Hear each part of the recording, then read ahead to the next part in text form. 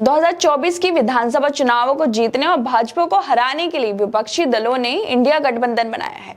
इस गठबंधन के बनने के बाद से ही राजनीतिक हवा तेज हो गई है। भाजपा वाले इसे घमंडिया गठबंधन बता रहे हैं, बोल रहे हैं कि रावण की तरह इसका भी नाश हो जाएगा। इससे अलग इंडिया गठबंधन बनने के बाद से ही देश का नाम इंडिया से बदलकर भारत रखने के सुझाव भी दिए जा रहे हैं, जबकि विपक्ष का आरोप है कि उनके गठबंधन इंडिया का नाम सुनकर ही सरकार देश का नाम बदलने के लिए सक्रिय हो गई है। लेकिन इस पक्ष विपक्ष के झगड़े के बीच ही एनसीईआरटी ने स्कूली बच्चों की पढ़ाई से जुड़ा एक बहुत बड़ा फैसला ले लिया है। एनसीईआरटी की किताबों से इंडिया शब्द हटा दिया जाएगा और उसकी जगह भारत शब्द रखा जाएगा। मतलब अब आपको किताबों में इंडिया शब्द देखने को नहीं मिलेगा। किताब में जहां जहां इंडिया शब्द का इस्तेमाल किया गया है वहां से इंडिया हटाकर भारत कर दिया जाएगा।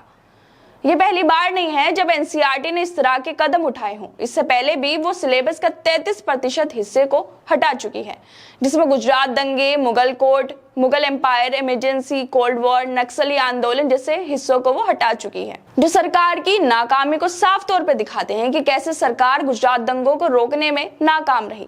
लेकिन ये सब अब हटा दिया गया है। जब भाजपा सत्ता में आई थी तो उसने कहा था कि वो हिंदू राष्ट्र बनाएगी। इसका थोड़ा बहुत असर एनसीईआरटी की किताबों में भी देखने को मिल रहा है कि कैसे भारत की हिस्ट्री रहे मुगलों को हटाया जा रहा है।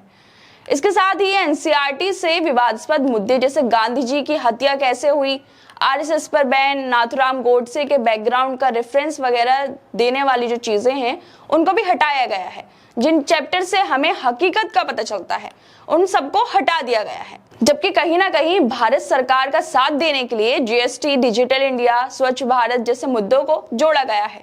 इसके साथ ही बेटी बचाओ बेटी पढ़ाओ जैसे टॉपिक भी शामिल किए गए हैं। इससे पहले भी एनसीईआरटी के लोग ये सिफारिश कर चुके हैं कि किताबों में अब हिंदू जीत को उजागर किया जाए, प्राचीन इतिहास की जगह पर शास्त्रीय इतिहास भी शामिल किया जाए।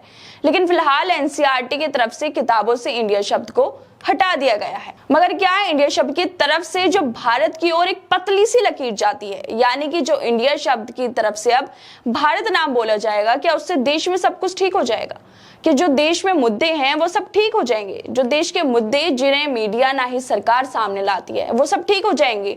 भारत का नाम बदलकर इंडिया को हटाकर, शब्द को हटाकर जो भारत रखा जा रहा है, कि उससे सब ठीक हो जाएगा?